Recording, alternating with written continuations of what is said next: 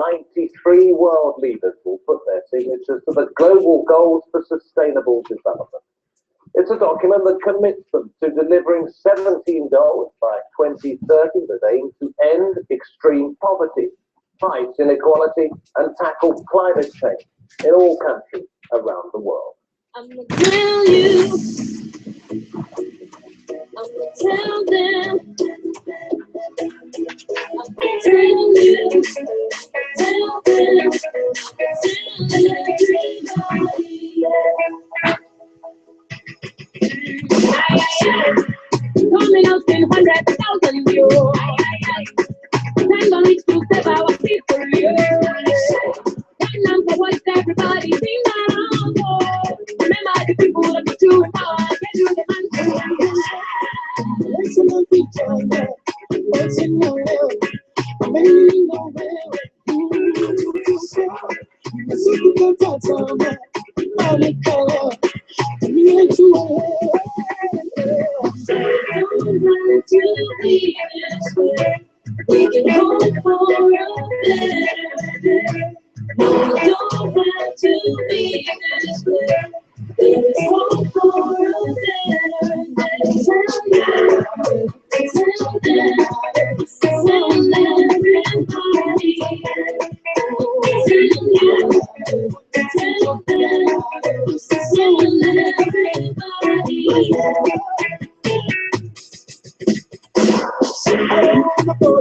I wanna be a leader. I'm like a tomorrow in a better Africa. This is what everybody This is what everybody It's the continent of tomorrow. Not the country of me, poverty of sorrows. It's gonna take it around. Africa, your time is now.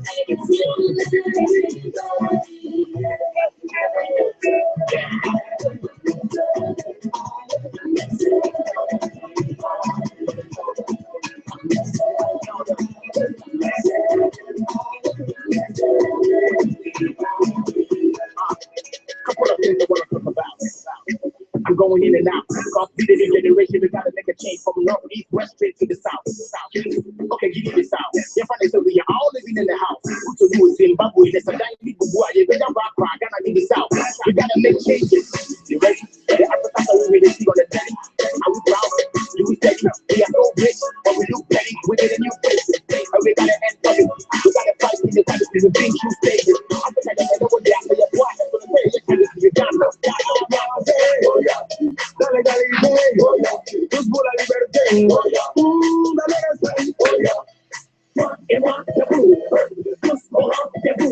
on est jeune, on est fort, si t'es d'accord, on va changer le monde.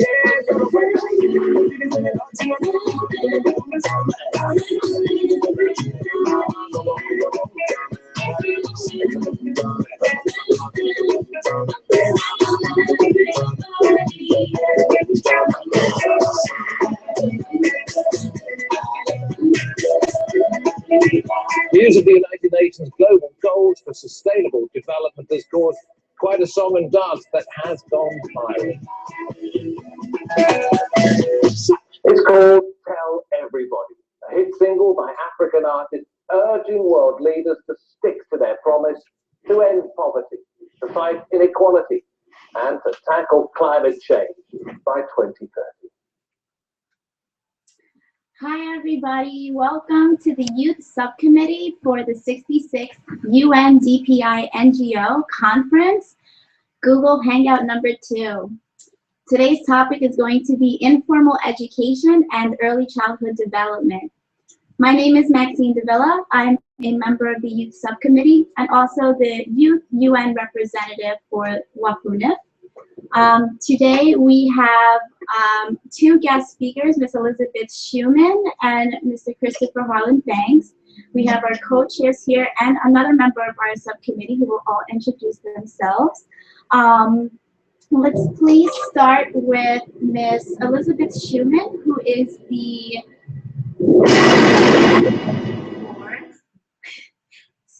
She's the UN representative for the Association for Childhood Education International.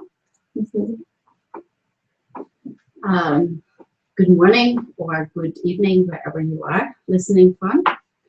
I'm the old person in the room, but I'm going to talk about the very youngest, and I don't think it is news to anyone listening or here how important early childhood is.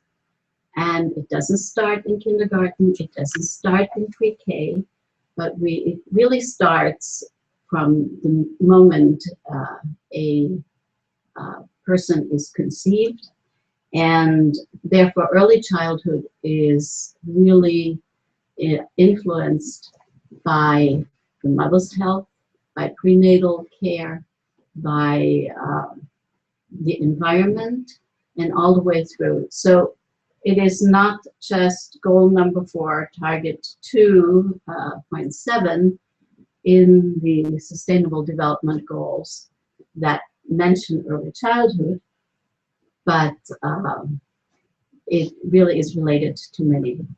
So that was my introduction. Thank you, Elizabeth. And we have Mr. Christopher Harlan Banks here, who is a school teacher and also a parent coach at the Harlem Student Zone. Harlem Children's Zone. Harlem Children's Zone. Yes.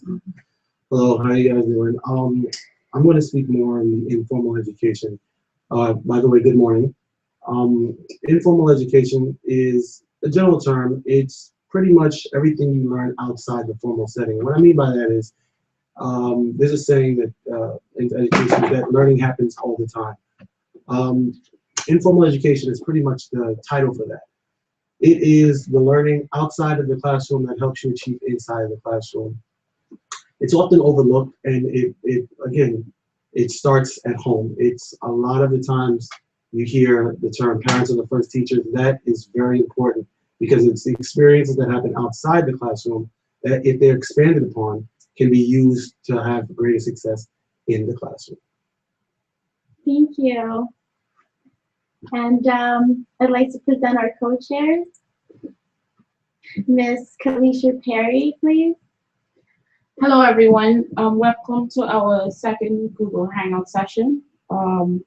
My name is Felicia Perry, and I'm here as a representative from the Olaf Palm Peace Foundation. I am also a youth co-chair for the Youth Subcommittee for the 66th UN DPI NGO Conference in Korea. Thank you. And we also have Mr. Otto Series, please. Hi, everybody. My name is Otto Series. I'm the youth representative for the United Nations Association of New York, and I'm also the co-chair of the Youth Committee for DPI NGO. I'm very excited to be part of this Google Hangout too, and we have a great agenda for today. So I hope that everybody will enjoy it. Yes, thank you. And just a very special thank you to the co-chairs. You guys have been working so hard with us and so patiently. True leadership. We hope we make you proud today. So, and also, before we start this hangout, we have our lovely team member, Subhajit, who is going to introduce himself and let us know about the conference coming up. Hello, everyone. My name is Subhajit Saha. I'm a youth representative from the Olaf Palm Peace Foundation International. I am part of the planning committee, which is basically bringing this conference to life. Before I give you more information about the conference itself, I just want to start off by thanking our co-chairs, the National Planning Committee that is in South Korea, along with the Executive Committee and DPI NGO for making this all possible. So the conference is in May, as we already all know. And there will be 3 days filled with jam-packed workshops along with different activities that are available. And we're bringing the state-of-the-art youth hub, which will bring more opportunities for youth to network. And we are in the preliminary stages in a virtual reality program that we want to bring to you all, which will bring the first perspective from the youth, which are making impact around the world through ASEC. Thank you. Thank you. So as we start this hangout, I guess our co-chairs are going to be behind the scenes. Do you want to excuse yourselves? Thank you so much. Thank you. They don't want to hang out with the cool kids.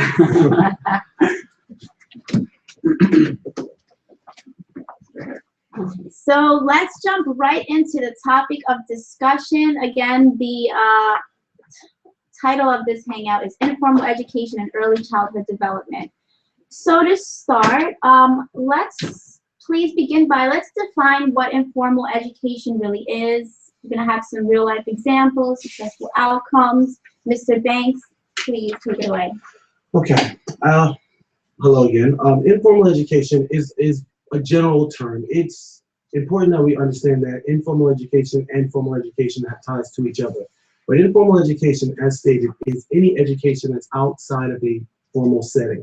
I know that sounds like a bunch of jargon, but it's really when you take a situation or a teachable moment and you expand on it. It's situational teaching. An example of that, or example from my life, is I was in a classroom and I had a student, and he was really into cooking, and we were using Play-Doh, and every time we would sit down and have play with Play-Doh, he would make a cake or something like that. So lunchtime came around and we had carrot sticks and corn muffin. He put the carrot sticks in the corn muffin and said, "Look, Mr. Banks, it's a carrot cake." And you know, I was looking at him and I was like, "Oh, you know, it's cute." But then he's like, "No, I made you a carrot cake. Look."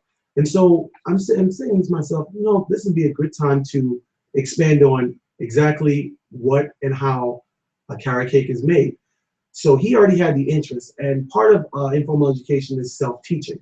He believed he made the carrot cake. So to piggyback off that enthusiasm, that experience, and that interest, we had a cooking lesson. I showed him how to make an actual carrot cake, which he never stopped asking to make, which was, you know, it's great. And I imagine that Johnny's somewhere making carrot cakes as we speak. So examples of things like that, and just pulling on the child's interest and using it, and just taking every moment to explore and teach and really further expand your experience will really help and translate into a more formal setting where some children may struggle. Oftentimes you find children that have trouble in school, and it's not so much that they can't do it, it's the setting, and it doesn't speak to how they like to learn. Informal education also allows conversation to be a big part of the education process. So just talking about things and just, you know, learning what the children know and scaffolding off their information and actually adding to that while having a conversation. A lot of the times today with social media and just media in general, children are learning from places we might not necessarily want them to learn. And they know all the lyrics to a song, but can't tell you, you know, the formula for salt, and, you know, in some cases. How did you learn that? Oh, I saw it on TV. It's like, well, why were you watching TV? You know, one of my favorite examples of informal education, I'm going to use this for my daughter, the second she finds a show she likes. So I turn up the sound, and I recommend the parents turn up the sound in their favorite cartoon. Turn it off, put the subtitles on. If you've seen that cartoon 13 million times, eventually you're gonna, and I explain, you know, facilitate that. Like, what are they saying? What are they saying?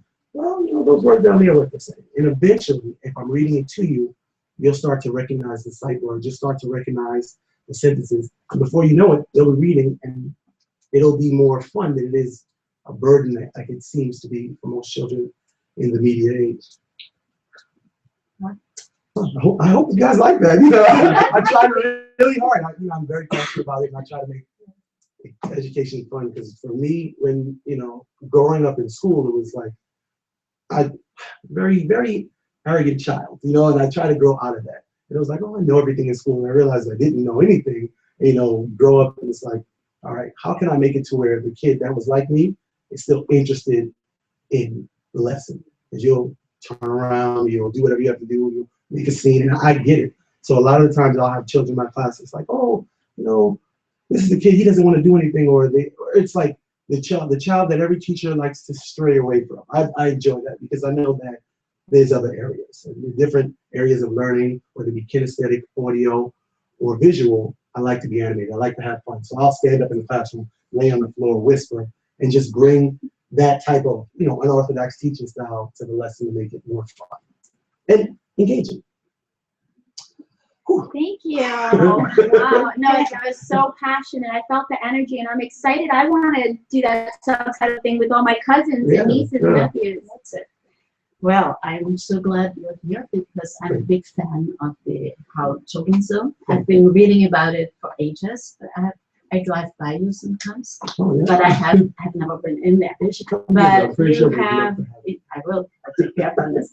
But you do exactly what I think some of the studies 20 years ago and very recently show, that how important it is to really include the entire spectrum, the parents, you take care of their physical development, the children and the parents. Yes. And many parents have not had the opportunity to be educated. That doesn't mean they're dumb, it just means they have not had what others have, and can therefore a little bit handicapped to educate their children. And as you very much know that, I mean, I was shocked when I saw these studies. I don't remember the exact figures, but by age, the difference in households or children who are born into poverty and professional households or affluent, is that children by age 2 have heard certain words like 3 million times, so 30 million times more, which is phenomenal because it is almost like this cycle when all parents, I think, want the best for their children, but they can only deliver what they have. So that's why I congratulate you, and I hope there are other institutions in the country and elsewhere that will pick it up. Yes, I'm sure it's not easy, but it certainly pays off. It is very, very rewarding work. So. From what I witnessed, it seems like many educators talk about this all the time, but somehow it's still not in the system. So maybe, you know, Google Hangouts like this, as the conversation continues and gets louder, perhaps that will start to change. You know, I agree with you. I agree. I think that education as an ideal is for everybody to learn. It really, really, really speaks to what you were saying, that educators want the best. Parents, as you said, want the best. And as you stated, a lot of the parents are just don't have the information. And you said, when you're born into, I guess, a poverty situation, it's not that, like you said, it's not that the parents are, they're, for lack of a better word, sorry, they're dumb, but it's just that they don't have the information. And part of what my job is at Harlem Children's Zone is, as a parent coach, is educating parents on what the school readiness goals are and what they can do and exactly how everyday activities affect their child. So now, as opposed to I'm saying, oh, we're gonna cook, and they're enjoying the experience of cooking, I try to educate the parents as much as possible, as much as they're willing to listen, because it is heavy stuff sometimes, exactly what they're doing, broken down into the areas of development.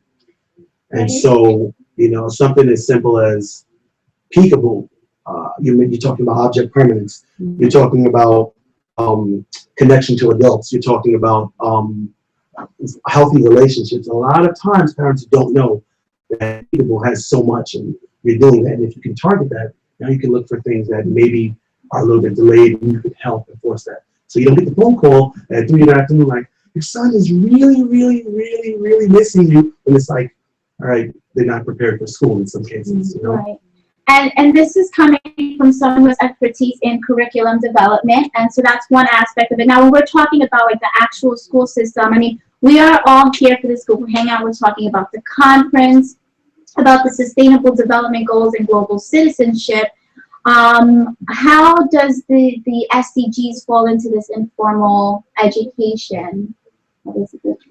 Well, one of the pleasures or joys of being a representative on NGO and being able to participate in some of the advocacy that goes on here at the UN is when, after months and months and months and months of meetings and consultations and all, with your peers, and at sometimes you can give input to UN officials or member states who chair certain committees, when finally a document has come out, and let's say the SDGs, and you see 3 words that you know your group advocated for, that they're included.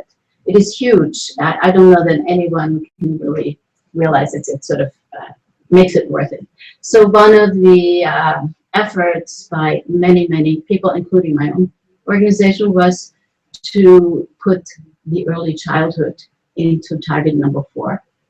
And as I'm sure all of you listening know, that of the 17 Sustainable Development Goals, the one mostly focusing on education is number 4. And I believe it's target number 2 where early childhood is mentioned. That was a little bit of a long introduction. But apart from the Sustainable Development Goals, I would just like to refer to follow what you were saying. There's a study that came, there's a passionate advocate, thank God, named Nick Kristof, whom most people know. He's a columnist for the New York Times. And he had a series of articles about essentially the cost of poverty. And you can all Google it in the New York Times, where he follows some very poor families in Appalachia. But essentially he points out that if there's a teenage mother who is stressed out, who has poor nutrition, who has to worry about so many things in life that we take for granted, it is not good for her children. And there was a program, whose name I forget, where they intervene with this population and have a wide range of support programs. And it wasn't just good feeling, but studies then showed that these children develop much, much better. Now, those things are ad hoc, and it depends if you're lucky, you live in a community where this happens. If you're in a community where everybody's stressed out, you're out of luck. So, go back to the Sustainable Development Goals. One of the goals is strong institutions. To that, we look to our member states, to our leaders. And that is really where the help should come from above, because there's partnership, the community works, but if it isn't supported through regulations, through budgeting, through, it is not going to help very much. So since this is mostly our audience, I hope is all youth, you will all use your wonderful voices and talents and creative ways to communicate to advocate for that. So yeah, you'll find ways. That is what I would say, because that is really, really, really important and makes a huge difference. And as somebody says, do you want to invest in poverty programs, or do you invest upfront and give people an equal chance? I'd like to actually give an example of that in New York City. There is this pre-K for all movement that most people have seen the signs for. First of all, that's a form of informal education. To kind of cover what you mentioned earlier about parents who aren't educated, maybe they don't realize it's important, but if they see the signs around, it starts getting to them. I particularly was going through different projects, and I happened to see that sign in many areas, and I was really pleased about that. And maybe like a few months later, I was at actually the committee teaching about the UN Conference, CTON, back in January, and I saw this poster winner for the pre-K movement and the SDGs in the USA, And I said, this is so cool. I want to take a picture with this sign. Whoever made this is a genius because they're really teaching people in the hoods about, you know, the importance of this education at such an early stage. Most people don't think about that in developed countries, but it was a big deal. Sure enough, this girl said, oh, that's my poster. And she was just, I think now a grad student, but she had worked on that in her undergrad. And I was so impressed and blown away. And she was just, you know, nobody that would look like some world leader or come out the space. She was another youth like myself or anybody. And there she did this great big thing that I'd noticed way before seeing her poster. So, you know, that's the level, of course, like what Elizabeth is trying to encourage, like whatever we think of and we put our minds to it and work on it, we can do it. And it's not just what you're learning in school, it's what you know, what you can apply, you know. You can make that carrot cake out of cornbread, everybody buys it, but make sure it's for the good cause. Yeah, yeah. Anything to add to that? Yes, I definitely want to, I was listening to you. So it's a lot of people have to find their own voice, and a lot of the times the education systems or some of the experiences that children have in underprivileged areas, it's not so much that the education or the passion isn't there, it's what they feel about themselves. So a lot of it, and I've seen it because I've worked. Luckily, I've built the gauntlet, so to speak, of schools. So I've been in a very affluent school. Now, I was at Holland Children's or Harlem Community, and then I went to the very affluent school, and then I came back to, I actually went to the Bronx. And so I got to see different walks of life, and it's the attitude transcended race, color, creed. It's just the attitude. If you tell a child they can do something, they really believe they can do it. And you go to these schools and you hear the way that the parents teach, the way the whole community is. It's not downtrodden. The area is nice. The trips are experienced, and they just speak highly. The teachers aren't so stressed to produce results and goals, and so it's not so tight knit. And with that comes a certain level of freedom and of your education.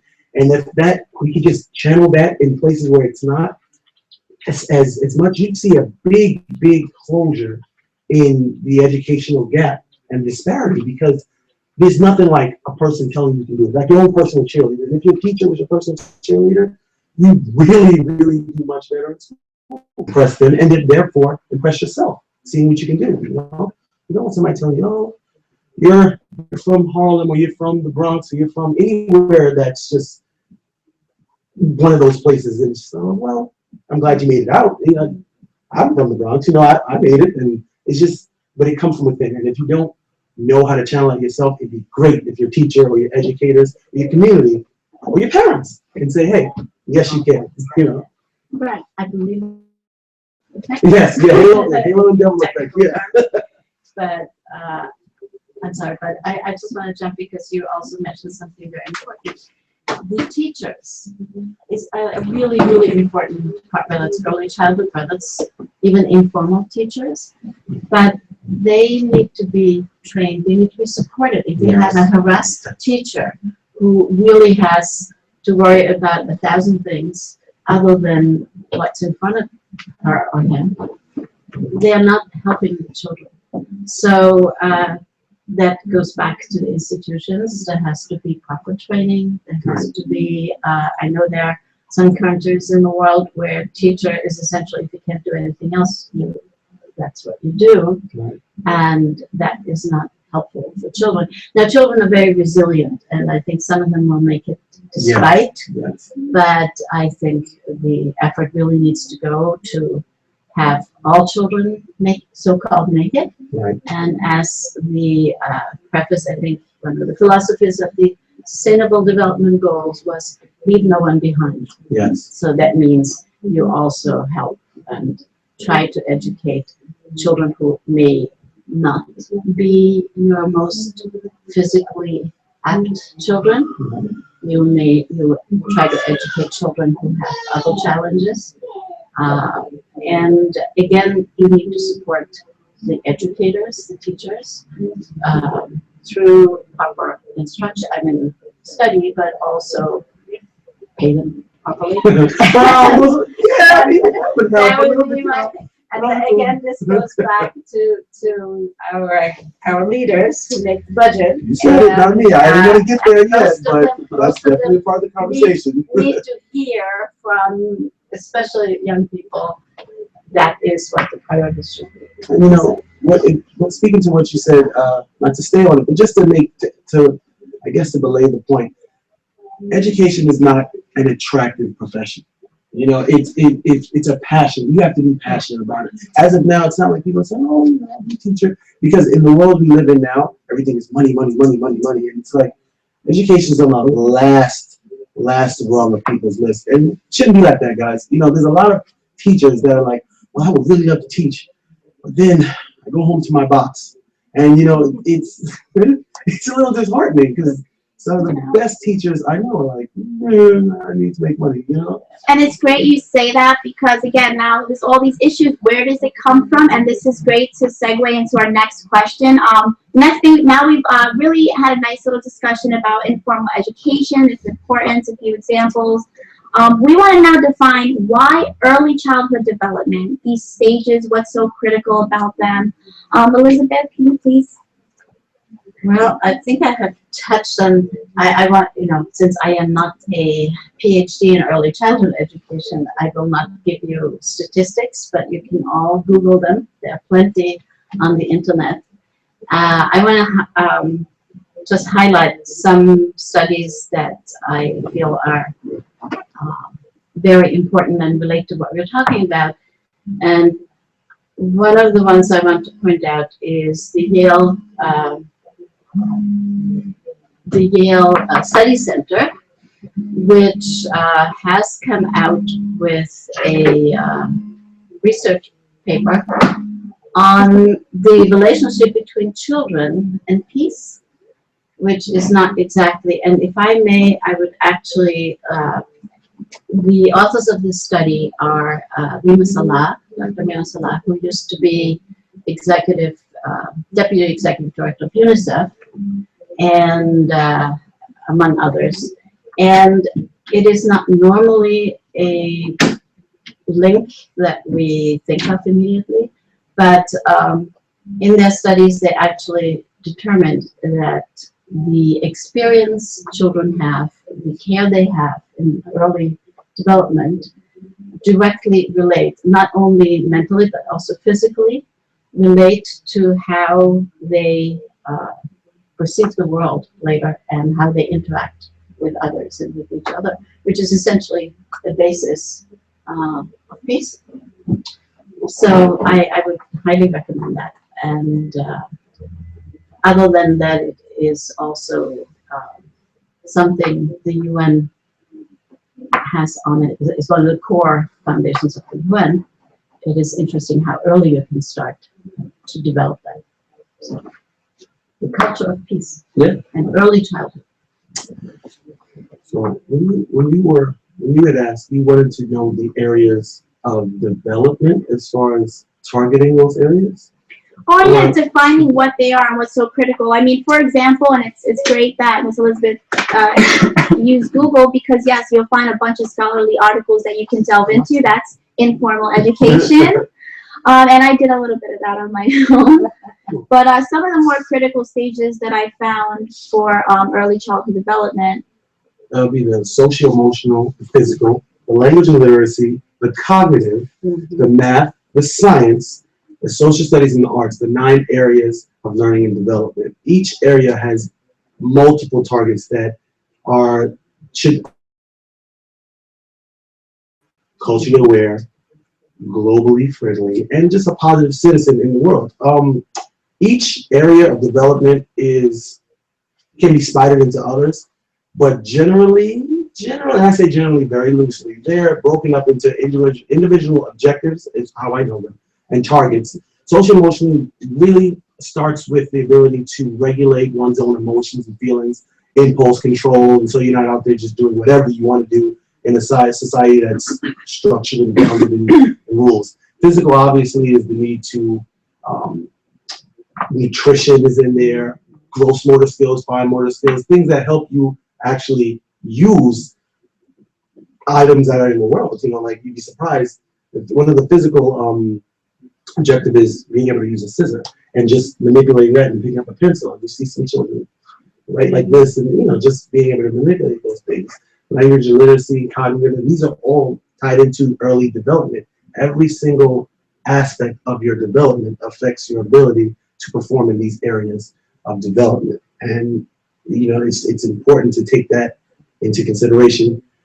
When you have a child, the second you have a child, it's like this, the second you are a parent, you're a teacher, you just might as well just go out and look it up. And it sounds a lot, but the reward of seeing a child fully acclimated and using the skills, it's nothing like it, There isn't. And that's part of the reason why I'm a teacher, It's, yeah.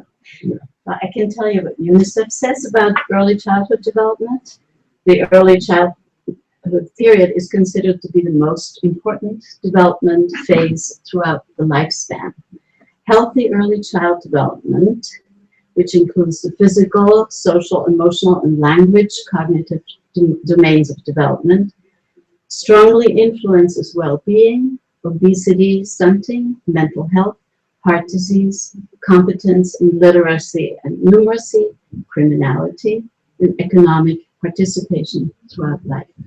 What happens to the child in the early years is critical for the child's development trajectory and life course.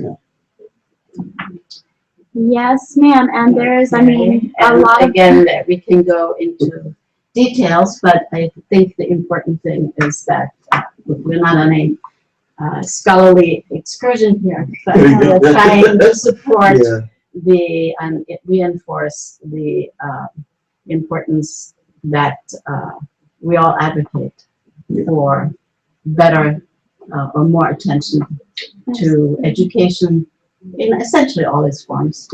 And I think most early childhood education is really informal education, but it does not mean that you pluck the child in front of the TV and go into the laundry. No, it doesn't mean that. One of the points that was brought up, again, just to make it really simple, critical parts of this early childhood stages are that children are becoming independent with the physical aspects in front of them.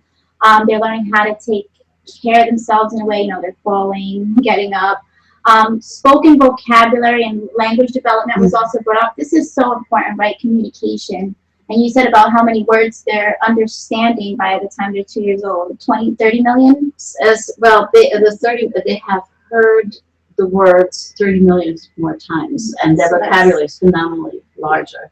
Right. And so when we talk about global citizenship, communication is absolutely important. If we don't even know how to speak, how to understand when others speak, right then and there, we have an issue. And I just wanted to, go ahead, please. No, I was going to say, when you're talking about global citizenship, I think it starts also very early, because children who are exposed to a variety of people, of whatever differences people have, the more children are exposed to that. And later on, when you start looking at textbooks, you start looking at materials, you start looking at toys, all these contribute to children's readiness to see themselves as global citizens. So that I think, there's so many factors that play into this, but even in early childhood, there's a big difference. Yes, and if I may emphasize a point, which was these 17 goals that we have were made strategically colorful and pretty. If you heard the music video and song that played in the beginning, it was Tell Everyone, and that's an informal way of learning about these goals. They include the educational aspects that will help us understand ourselves and each other, as well as our human rights. How many children know what their rights are to begin with? How can they fight for or stand up for what they don't know? So again, these global goals to be used as global citizenship is critical. What this conference, this Google Hangout represents that. And so we're trying to see how can we get children at a young age more involved with this? And I think I just want to give one example. The definition of sustainable development seems so crazy that adults are like, oh, the media won't put out this definition. We need to make it easier. And I'm like, well, when does the media want to teach us what this means so that we can learn how to, you know, learn? How else will we know what sustainable development is if we don't learn the definition? So if children's language development is so critical at that young age, now is the time for them to learn these and not be afraid that it's too big of a word, you know, and start getting these concepts out. So if anyone is viewing, again, if you have little cousins, brothers, sisters, friends, now's the time to teach them about sustainable development, the goals. Yeah, I think what you're speaking to is the fear of overexposure. You know, with so much information being flooded, you don't. Some parents are scared. Oh, what if my child sees this? But if you're facilitating, as you should be, what information comes through, and if information that you might not have wanted comes in, explaining it in a way that's it's digestible for a child and developmentally age appropriate, they'll still get the skills. They'll still know the difference between what's okay and what's not okay, because essentially that's what you're there to help facilitate and provide. You know, just like exactly what you said, speaking to the child or the learner, even the learner, because some adults are ready to learn too as well. You know, it's never too late. You're never not a student. You know, even as a teacher, I'm a student. Included in goal number 4 is lifelong learning. Right. So it doesn't end. It starts way back. You know, so yeah, definitely not being afraid to give the meaty, I'll say meaty definition of the word and just explain it. And if not, you have a conversation. That's back to what you were saying about informal learning and communication. It doesn't necessarily have to be saying, this is what it is, and look here, and this word here. It's okay, if you don't know what it is, let's talk about it. And believe it or not, you learn the most from the conversation that's had after the fact than the actual fact itself. Because I can't tell you how many times it's like, well, 1 + 1 is 2. Why? Well, here's one piece of candy, here's another piece of candy. You want one of them or both of them? Oh, both of them. So 1 + 1 is 2, right? Oh, okay, I get it now. You know, I definitely get it now. You know, so it's, you know, it's have a conversation, guys. Talk to each other. Yeah. Global citizenship, learning and communicating. Well, I think you may or may not know, but there are some wonderful child-friendly, it's mostly videos, but books about the SDGs that are written, and I think they're actually also very good for adults because the official. I definitely need to read them for that. No, but for example, as you went to, I talked to some teenagers about climate change, and you know, it's like a big thing. What can you do? What can we do? It's way above our head. Right. Well, how long? Go in your kitchen, and you're gonna let the water run, and you bottle to turn it off. Right. Oh, how many sodas do you drink, and what do you do with the bottles? Oh, you know, and then you might want to go a little bit further with teenagers. How much do you think where your clothes come from, where your food comes from? Right. And even your allowance money has an influence on the things you buy. So it's you know, bringing things down to everybody's level, making them digestible yeah. and accessible. And all 17 goals, of course, are interrelated. So it isn't like one. Yes, you can pick your favorite ones, Yeah. but you will realize that they will depend on this and this and this. And this. Right. And interrelatedness is important. Now, again, like, why should I care? How does this work? And you talk about, like, we don't know where our food comes from and such. You know, recently there's a lot of stuff on the news with GMOs and water and all types of issues coming out. Kids are watching this on TV. This is, again, a great time to, when I bring up these goals and these human rights, this is something where you can say, yeah, clean water and sanitation is important. Now you bring these more complex concepts into something that they're already exposed to, and just making it more relatable in that way, or whatever way, you know, you relate to person. But that comes to, I think it's important to stress that, because there's a certain attitude that certain countries have. Choose my words very wisely here. So certain countries have when they have more than the people that don't have. Said that a lot. Alliteration, maybe not. You know, you don't take the time to look back. And you know, you just keep going forward, and it's just like it's very self-centered the world we live in right now. You know, you don't take the time to look back unless it's about, you know, me and mine. It's like my group is going to make it. We don't care. Or you can work for us, you can work against us. And, you know, you just said something that really spoke to me, the clean water. I've heard that New York City has one of the most advanced water filtration systems in the world. Second to maybe, I don't know. I'm not going to say it, something out there and get crucified later. But it's very advanced. You know, you can drink the tap water here. I've gone as far as a couple of states down, and it doesn't taste the same. And you don't think about that until you go there. It's like, oh, or another country. It's like one of the first things they say, don't drink the water. And then, you know, I've heard that. And then I drank the water, and then I realized, whoa, you don't drink the water there. You know, and it's little things like that. I can flush the toilet. I can put my trash. You know, I'm guilty of it. Trash in the street. And I go back tomorrow, and it's not there. Whereas other countries, you know, you have to. In other places, I wouldn't even say countries. Places in our very own country, you throw your trash out, and it's there forever. See, we have strong institutions. Yeah. And that's really amazing. You Goal don't really 16. think about it. Yeah. So there's some good things about it. But of course, at the same time, you need to think, how does it affect those Right, who are and you not? have to, if you're in a position where you can help, Yeah. it's nice to believe that it is your responsibility, or you just might want to look back and say, hey, is everybody good? And if not, how can I help? Because I have extra, you know, or let me help you to where we are now, because I don't know if I would like to live like that myself. Absolutely, and that's the next step with this is which, like, okay, so now we have these issues. So to bring up clean water and sanitation, I mean, Flint, Michigan is a great example. That just happened. Everybody must know about it. I personally saw some things. It's like, okay, so now what do? We have this issue. What can I do if the issue is local or global?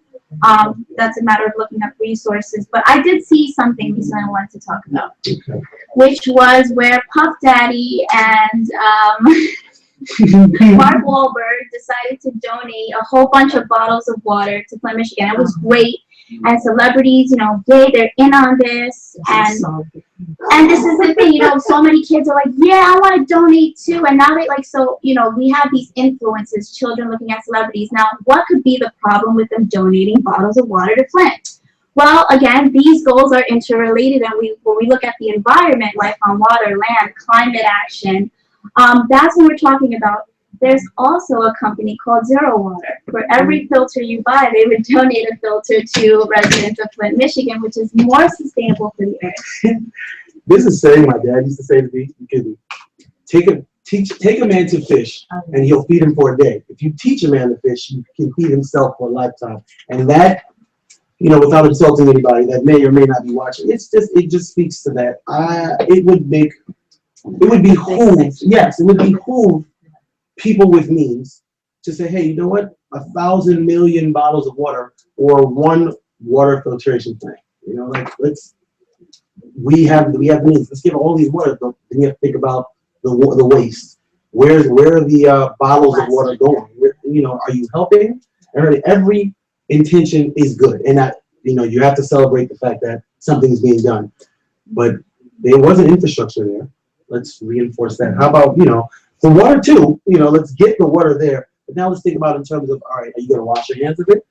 And maybe we don't know. Well, you know, that's because another thing. Yeah. we don't know. Maybe the media is showing what they want to show. Maybe it's sensationalized. Maybe they are doing that. But we need to hear about it. You know, like it needs to be. Yes. The major point about that too, and again, yeah, it's not to like put people down. I think it's a great effort. I mean, they're definitely helping a lot of people. But with informal education and young children, adults serve as such a teaching role. Like everything we're doing outside of the classroom, everything they're seeing on TV is so important. So, you know, that point is kind of like to bring in what these goals mean to us locally, globally, but also everybody else talking about these kids.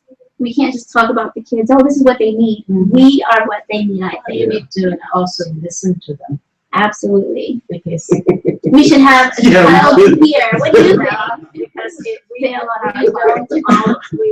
we think we do, but we don't always. And I think listening to them empowers them. And, you know, I mean, as we read, sometimes they have to experiment and fail. You have to allow them to fail. I don't mean fall off the chair on the table, but in small ways. You know, I have a young granddaughter, and she sometimes, because she's curious, and they have this wonderful drawers, the magic. Right, yeah. And then you go in, and they're harmless things. But then, of course, you push the drawer. She pushes the drawer closed and forgets to take her fingers out. Right. Okay, it doesn't happen more than once. Just one time, you know, you don't want her to slam it, but I hope my children are not watching. It's like, yeah, come on, grandma's house. You never let them do anything, but there's certain things they have to experience, and then they'll do it. But also, the same thing is they do know a lot more than we give them credit for, and I'm sure you respect that at how and that is, I think, a big part of education, because we can talk down to them until we are blue in the face. Right. But if we're not really meeting their needs, it's not. It's Absolutely. great that you said that, because one of the things that was brought up in the conversation that the children of my class, because every once in a while I sit back and I'm like, what do you guys want to learn? After all the hammers and the gauntlet is thrown down, we're all done, we've got some free time.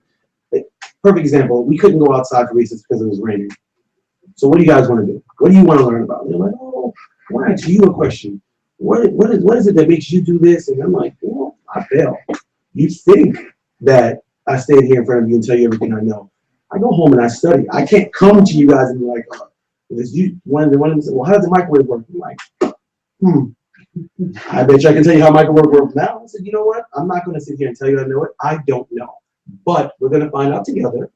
It's okay. And then it humanized me. It's like, oh, you don't know? What do you mean?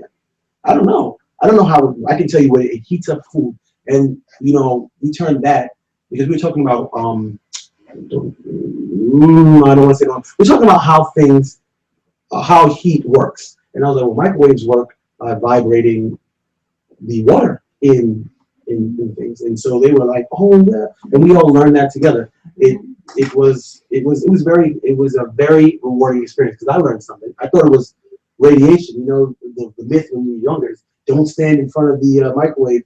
You'll turn into the Incredible Hulk. I mean, in certain ways that's true, but if you go back into it, actually what it does is it vibrates the water. There's friction, and that's what heats up your food. That's what I came back the next day and said, like I didn't study it. But I had to go back and research it. And I was like, it's kind of hard to find this information.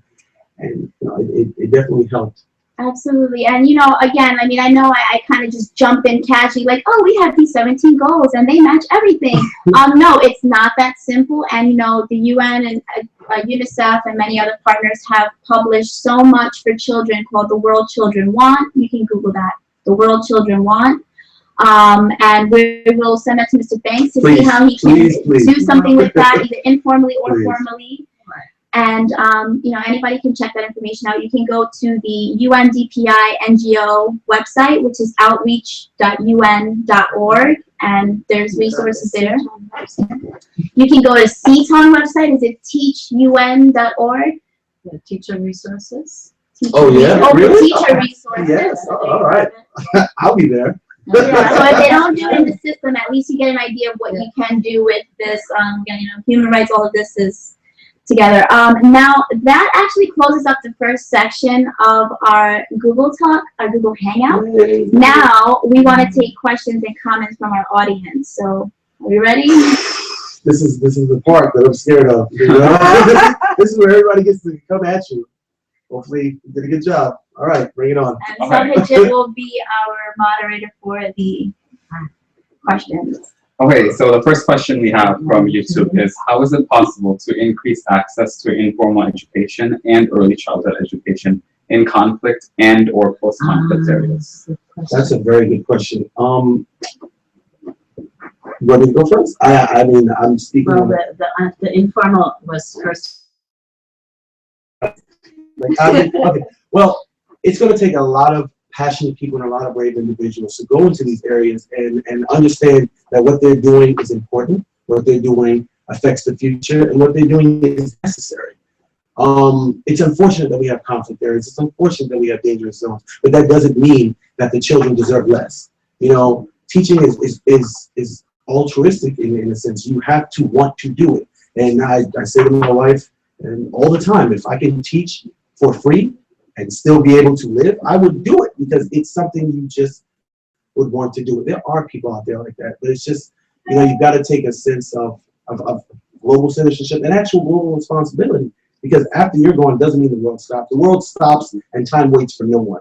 So it's something that it goes down to an individual basis, and maybe some organizations that could offer some type of, and I wouldn't say interference, but protection for the people that want to do that, because there are children out there. There are children out there more advanced than me. There's a Michael Jordan somewhere on the world that just wants to be taught this. So there's the next Neil deGrasse Tyson. There's somewhere out there in one of these dangerous zones that can't be reached because people are scared for themselves, you know? Mm-hmm. And I can't say that I'm not terrified too, but it needs to be done. And I hope that answers the question, but we have to go out there. We have to reach the children, wherever they are, we have to. They're not going to be able to come to us. Yeah. We go to them. Well, my take on this, first of all, there should be no conflict zones. So peace education is really, really important, and maybe I know my generation messed up big time, but hopefully the young people will, be much more inclined to resolve differences and conflicts in a different way. It's just, that said, since we do have conflict zones, there are actually some wonderful NGOs and also UN-supported organizations that make it their focus to go in there. And one of them is the INEE, that's the International Network for Education in Emergencies.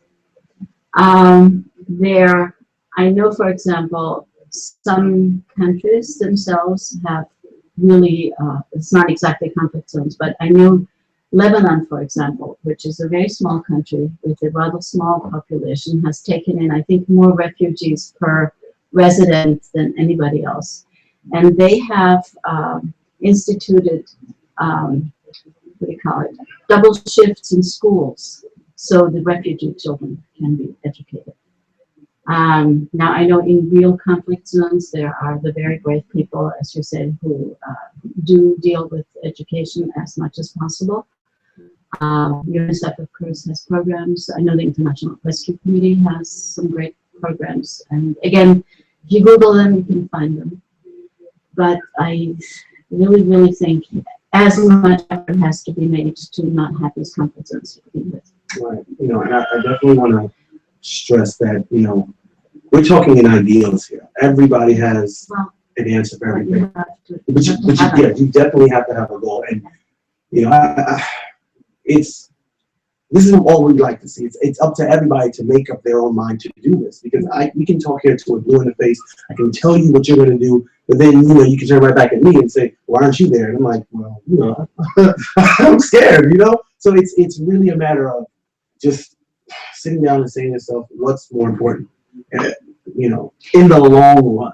It's finding out which students talk about those weird things that aren't like the normal profession. I don't know, what about these kids with the guns? That's when you're like, oh, that's a conflict zone, Or like if there's high school students who are starting to learn about these things. Again, there's NGOs, try to look for internships, volunteerships, expose yourself as much as possible, informally educating. So, well, sometimes you don't know what comes first, the chicken or the egg, because there's a study, again, you can find it it's by the INEE and partners, where they actually went into various, studied the effect of poor access to education and conflict zones, and they found out that countries or areas where education is really not on the top of the list are much more prone to be conflict zones or to develop conflict than others. So it's you don't know what is there first. I actually just had a thought as far as informal education, getting the information out there, because there are ways to learn. Even in we literally just said it. There's every opportunity to learn. Just I guess spreading the word and letting, even in those zones, that you can still educate even in these situations. Tell everyone. Like the music okay? We're going to play the song again at the end, so get ready, but tell everyone about these goals. Do we have another question? We have, the next question is, how can we prove to educators and policymakers that informal education is just as important as formal education in schools? Informally educate them. Informally educate them. Sit down and have a conversation. You know, it's a conversation. It's not so much about proving as opposed to just showing them that it works. And I guess that is proving in a way, but you know, everybody wants numbers, but experience is what really matters. Because I can look at numbers and say, "Oh, that's great," and then until I experience it, it's not tangible for me. You know, sit there down. must be examples. That There has to be. people who. We're an example of it, but you know. Yeah, I mean, you can do that at Children's Harlem Children's Zone. Yeah. You're a curriculum developer, so these are things that you can already do. You're already proactive, and Right. so this isn't just advice that's talking in the air. This is happening already, and it can be done when people take that initiative and do it. Talking about exactly Tell everyone. You know, tell everyone. Anything else to add to that, or next question? No, I'm just trying to think of examples of people who have grown up in very, very impoverished area or so, but have had exposure to people who are passionate about education of certain aspects, or mentors, taking them on as mentors. And to me, mentorship is informal education. Yeah. And who have, have become household words or main words. I can't think of anybody right now, but I know there are people like that. Yeah. So yes. Definitely. All the boys and girls club and just yes. big brother, Right. Brother, big brother. sister. Yeah, there are places out there. Just your own brother, your own sister. Take take this one. Hey, that's my brother. My brother's friends. They have friends. Help them all. You know. Thank you, guys. Is there another question? I hope we answered your questions. You know. So the next question is, what are the economic benefits of investing in children, namely early development? Somebody's really asking that. That's Amen. Can you say it one more time? What are the economic benefits? I'm being fastidious. I think it is so crystal clear. It's not that expensive to invest in children in education and in proper care and all, because these children will turn, members of society who in turn will do good things. Mhm. Whereas if you do not invest, you're going to have to invest a lot in fixing issues. I mean, the extreme is you build a lot of jails and maintain them. And there are some numbers which I do not have in my head, but it's how many more times to have somebody in jail it is in the US than to send somebody to college. So I think these numbers are practically no-brainers. It is good economic policy to invest in children, and that question. apart from the emotional issue. And that direct question deserves, I feel, a direct answer. So I'll say the economic benefits are continuing to allow questions like that to be answered. So you have your maintenance of your internet, you have the maintenance of your social media, you have the maintenance of things that allow you to ask questions that are kind of rhetorical, So that should help you understand that. The economic benefits are allowed to continue your way of life. So I think you should do it so we can get more questions like that, And if I may just close with that, yeah, I mean, it's an investment of a government, so you want a return on that. Yeah, you teach people how to fish.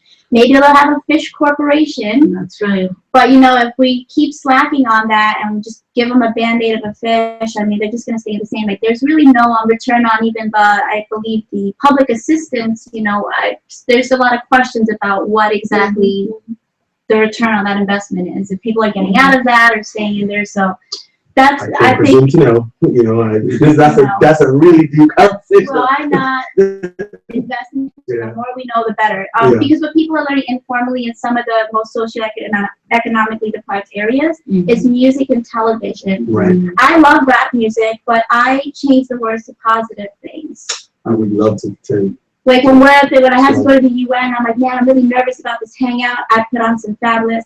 I don't know what I'm going to do.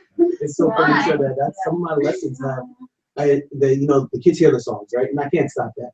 But a lot of the times to add ambiance, and just because I'm not a music person, but I know they are, I'll take out the words completely and just play the background. and then talk over it. And eventually the correlation becomes less about the words of music and more what I'm saying, because the kids that are audio learners or just kinesthetically learning, just seeing the motion and hearing the lesson and the words. Like, wait, I know this song, and it's like, wait a minute, you said right angle, and they hear the song and it'll correlate to something else. So it's like what you said, you can hear the song, make the music. So I'm just gonna use it. if there's numbers, celebrities have proved that informally educating them works.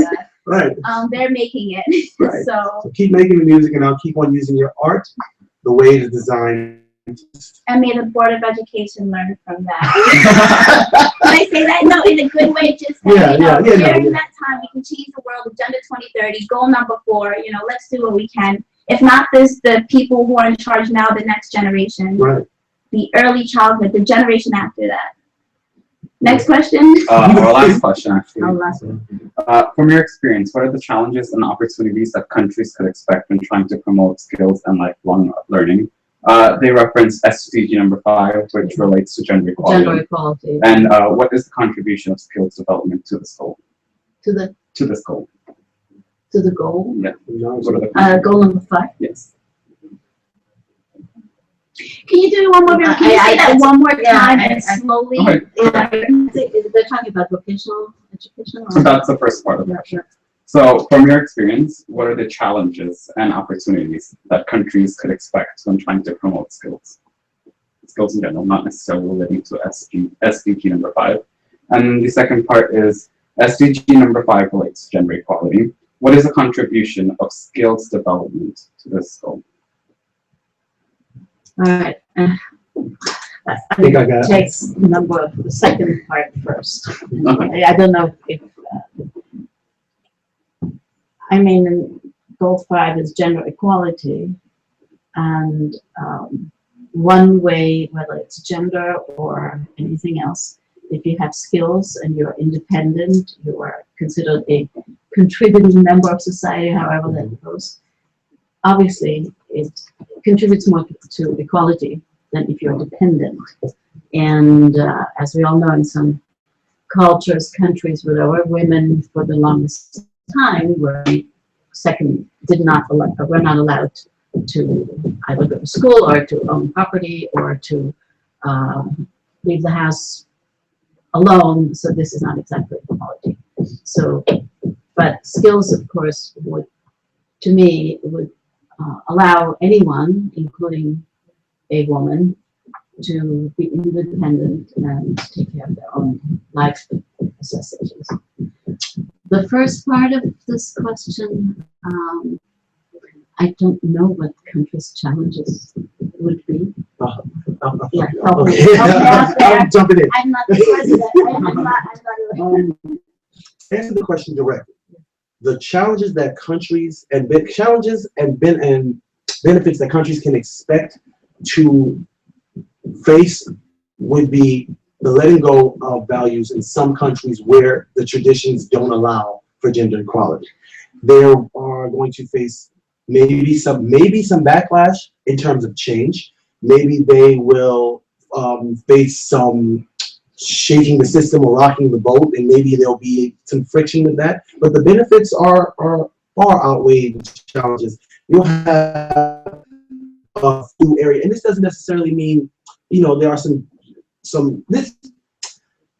the benefits are you have a greater pool of maybe scientists, mathematicians that you didn't have access to it's opening up the other room in the house you live in. It's just adding more space. You have much more access, of greater pool, and therefore better ideas. 2 heads are better than 1. A million heads are better than 2. You shouldn't limit your resources because you're holding on to values that essentially don't really even hold up anymore. Maybe I wasn't back in the day, but maybe a couple of thousand years ago, maybe that worked for them. It doesn't work for now because, believe it or not, more women are becoming scientists and doctors and great ones than anywhere. And you're going to sit here and say, no, you can't do that because of your gender. That doesn't work for me. I need the best doctor. I want you guys, but I definitely want the best doctor. And if the best doctor is not the gender that my country allows, I think I'm gonna have to, you know, ask that you change that. So, you know, I think that's a lot easier said than done, and that's such a perspective of an American who can. And I felt that. Because I'm like, wait, that sounds really patriotic. Right, and it's I don't. Very cavalier. I mean, this is one that probably many answers. This is a very good one. Yeah. As you know, where you can do and people have.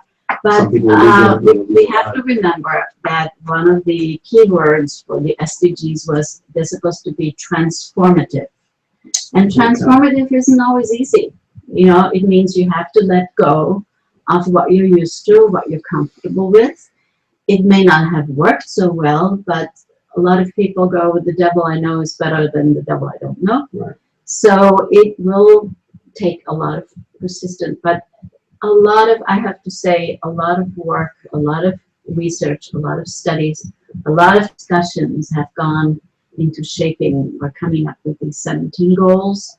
And, you know, millions of people had input, and whether they were high UN officials or people in the boonies, they had a say.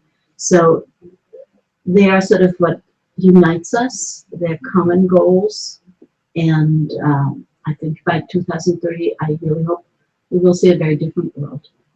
There may have been some bumps along the way, but in the end, I do think they're worth pursuing.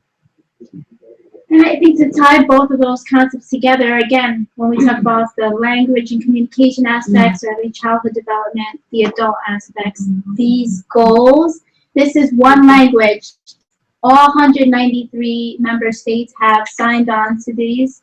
So now you don't have to tell people to change their culture. You can just ask them to understand this as everyone coming from their different cultures and see what do these mean to them, you know, where they're okay. Because I think even in America, like by doing the right thing ourselves proves an example to others. And when they see that, oh, that's you have way better examples of being sustainable than we have. And, you know, I'm like, wow, they can do that. Why don't we? So there's just so many. I wouldn't even know where to begin right now. But, yeah, so again, we can't stop at the theme. Tell everyone these goals. It kind of ties in everything that everyone's going through at the same time as humanity. And I think it's important that everybody knows about them, because it's kind of hard to strive for certain goals if you don't know they're there. Yes, hashtag know your goals. Hashtag know your goals is official. Check that out for a bunch of information. And can I put in a little pitch about the conference again? Sure. In Korea, because I actually am together with our Korean partners in charge of civics. So if anybody's out there listening, and whether they're planning to go to Korea, attend the conference, which I hope you will, or whether they're not, we will have an opportunity to exhibit examples of how somebody teaches about the SDG, or does something that advances SDGs. So go on it, which was outreach.un.org, and look into that and consider perhaps you would like to send in a proposal. Yes, if you have good ideas out there, send them in, please. We need them. We need you, the real people. Yes. Thanks to UN DPI NGO. And we have one last question, actually. One more. So this is actually from a UN official who sent this question. She says, Earth Day is coming up on April 22nd. How can you include this important day and other important days into early childhood education? That's a nice question. I believe there's even a wonderful magazine called that UNEP puts out that is directed at children. I don't know how early, but I can't give you exactly concrete examples. I would have to think about 10 minutes what I would do with a bunch of early childhood people, but you can have many examples of what birthday means and what it's celebrating and what we need to learn. So I mark the date. Check children's out. Yeah, I mean, I'm actually thinking of a lesson I could do. You know, it's exactly that. You can start with where you are. And I mean literally where you are in the chair. as a lesson. And then you just expand, you talk what's going on, and then like it's Earth Day. So eventually you'll get to the whole goal, and the children will lead you in that discussion. And the same thing can work for other special days. You start with maybe the smaller and go to the bigger and do more, and expand based on their age and their development, and you can just bring it into that. So Earth Day starts with where you are. I'm on Earth. This is Earth. And as you expand, you encompass more and more and more things. Or, it turns out to be a lesson. And by the end of it, you'll say, oh, I learned about Earth today. It starts with where I'm at and goes all over the place. They'll take that home with them. And then maybe use that and go informally and research more, but at least planting the seed of what it is. So developmentally age appropriate ideas, games, things like that. And also, again, nothing wrong with Googling it. I know for a fact that there are parks and museums that will have so many things for children for Earth Day. Exactly. So if you don't feel that creative or this seems too hard, you can Google in your local area what's going on for children on Earth Day. And I'm really thankful for the internet. We just have this encyclopedia of life in front of us at any moment, right up. Library, cell phones. Yes. Any other comments, questions? That was the last one. That was kind of hard. You gotta attach yourself to something like, oh, that's it. I'm going to go Google right now and see what my favorite schools are doing for Earth Day, because I'm sure they're celebrating. So this was great. Now to close out, we just want Subhajit, I'd like for you to please remind us about the details of the conference. Let us know what's next. Please. So we have another Google Hangouts event that is scheduled for 2 weeks from now. And all the flyers have been circulated on all of the DPI NGOs' social media networks. And if you aren't familiar, you can always look it up on Facebook or on Twitter. And the official hashtag for this conference is hashtag DPI NGO 2016. So if you go on that hashtag, you can find everything that has been released already. As far as registration is concerned for the event, the registration link is on the links of the video. You can click on it. As far as the ages are concerned, UN considers youth to be 18 to 32. However, they're working on bringing the age limit down, possibly. Hopefully, we can do it. We have 2 events in New York City for those who cannot attend South Korea. So one of them will be on April 28th, which will feature youth caucuses, and another one will be on May 9th, I believe. And I believe there's also an effort to have at least parts of the conference webcast. Yes, that has been, they're working on it. And we'll definitely have updates for that. And the hashtag again was hashtag UN NGO 2016. Okay, and then, well, I guess that's it. I'd like to take this opportunity to thank everyone. First of all, let me start with our guest speakers, Ms. Elizabeth, Mr. Banks. Thank you so much for sharing. Sub, thanks for your awesome teamwork makes the dream work. Make this move.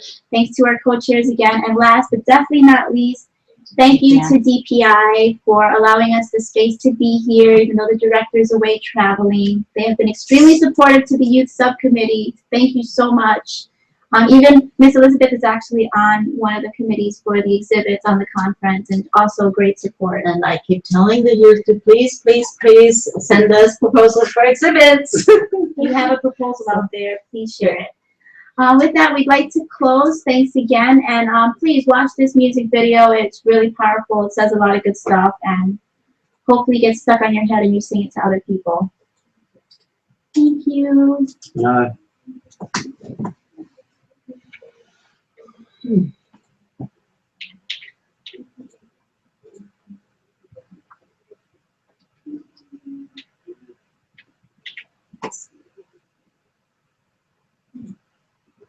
Equality and tackling climate change in all countries around the world.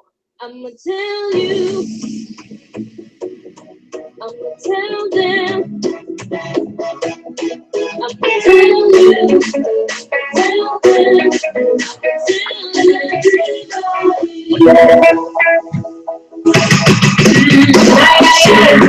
women out in 100,000 euros. I know we still save our people.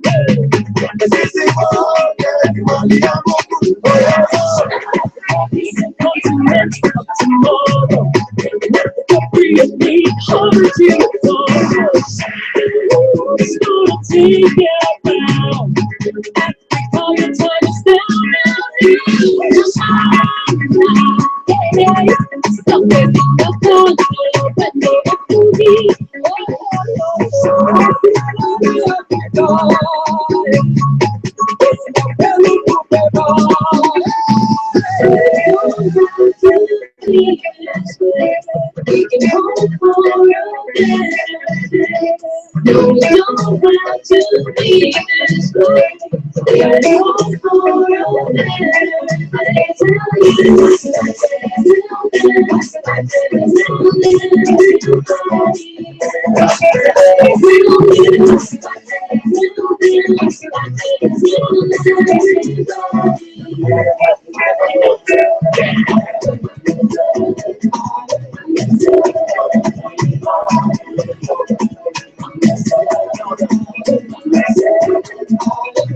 Tell them,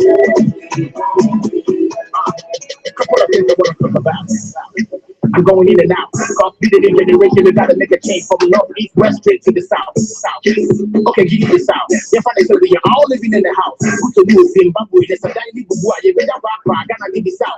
We gotta make changes. You ready? We really see on the day. Are we proud? Do we take it? We are so rich, or we look petty. We did a new face. And we gotta end up it. We gotta fight in the country with being true stages. I'm the kind of know what that is. Why? That's what I'm saying. And this is your time. Dale, tus bolas libertad. It was the moon. Just go out the moon. Yeah, when they show no they fall. I see that I go on my shoulders to the moon.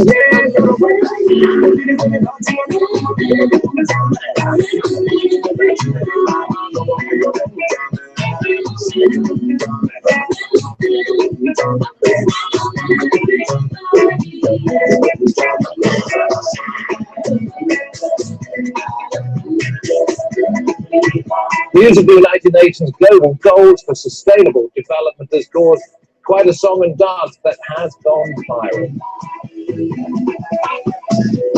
It's called Tell Everybody, a hit single by African artists urging world leaders to stick to their promise to end poverty, to fight inequality, and to tackle climate change by 2030.